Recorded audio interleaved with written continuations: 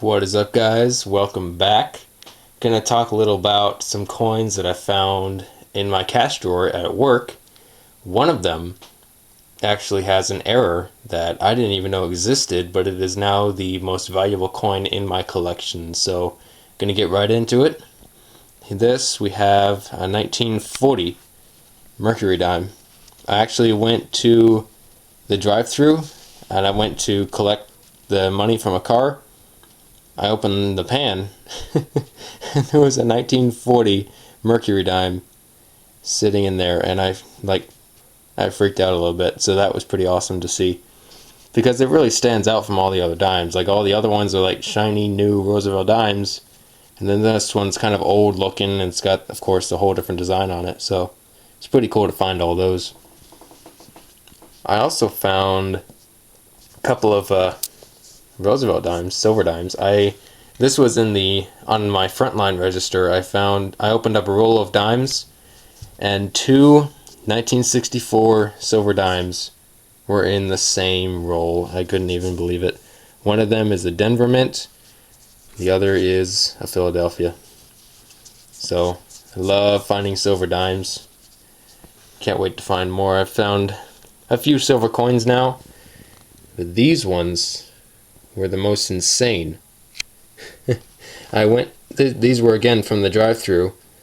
The guy gave me the money, I opened up the drawer, and there were two 1967 40% silver Kennedy half dollars in the pan. And I was like, what in the world? Where did these come from? And I asked my boss, who I guess took some other orders, and he said, I don't know, someone just gave them to me. So I snatched those up as soon as I could. That was just insane. I mean, you'll find these when you're coin well hunting half dollars, but you do not expect someone to pay with silver half dollars. People pay with half dollars, but you don't expect them to pay with silver half dollars. I mean, that was just insane. On a different note, I did find a 2008 Balboa Dime from Panama.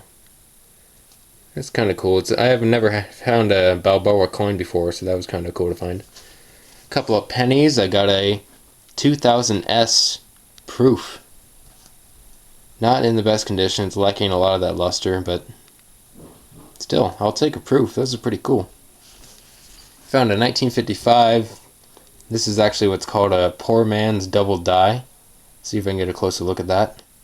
It's kind of hard to see on camera, but after that last 5, you can see a little bit of what's called machine doubling, which basically means that the die that struck the coin, or whatever, came in contact with the surface of the coin, kind of brushed it a little bit and made that little bit of doubling on the right side of the 5.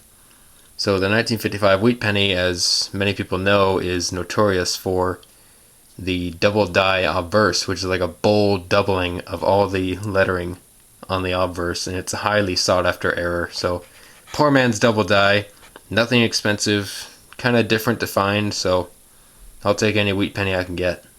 I also found an interesting quarter after actually watching an information video about this error. The next day after I watched it, I found one. So this is the 2005p Kansas State quarter. It's pretty beat up, but if you look at the word trust in God We Trust, you can see that the first T is kind of worn down. And this isn't the best example of it, because it's not kind of almost completely gone. Some are much more faded than this, but this is what you call an In God We Rust quarter, because it looks like that's what it says.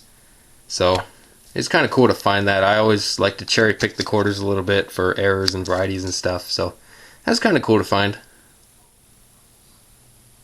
But out of everything I have found recently, this one blew my mind.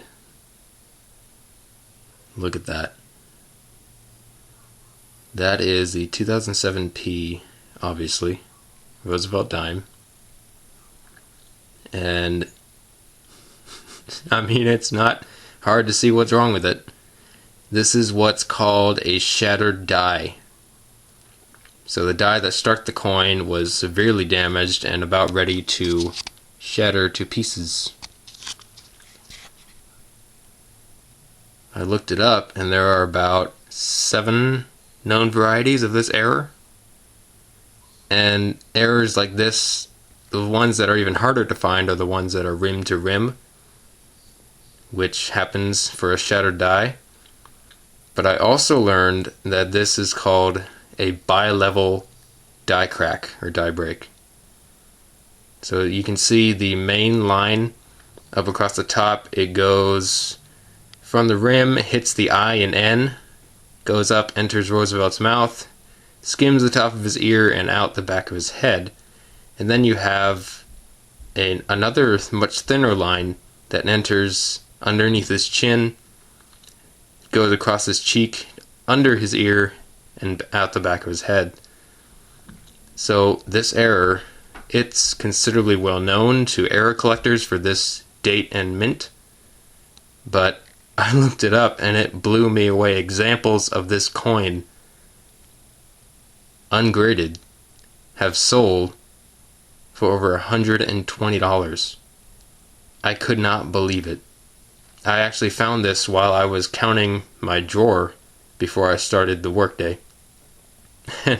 I took it home. I mean, I saw it at first. I didn't completely comprehend what it was when I first found it, but I took it home and I couldn't even believe it. I mean, this is just the most spectacular error that I've ever found. It's now the most valuable coin in my collection, so I can't wait to go out and get more stuff, because you just never know what you're going to find in circulation, and that's what keeps coin collecting so interesting. That's what keeps my blood pumping and my mind boggled in the world of coin collecting. And it's just such an incredible hobby to be a part of, because coins are everywhere. You're bound to find something, and you might even find something like this. So examples have sold on eBay. One example actually sold by Heritage Auction. It was graded by PCGS at MS65. It sold for $322, including the buyer's premium. So that's kind of insane. I've actually thought about sending this in for grading or attribution, but I'm not sure if the price would be worth it. I might send it in with some other coins at some point, but we'll see. Alright, I'm going to go out and try to get more silver sometime. Thank you guys very much for watching. Be sure to like, comment, give me something. I mean, what are you guys finding? If you found something like this, let me know. If you find any kind of weird errors, I might be able to help you out. I've studied errors a little bit. I'm just trying to get into, VAM varieties for Morgan dollars. So be sure to like the video, subscribe if you're new. Thank you very much for watching. Y'all have a fantastic day.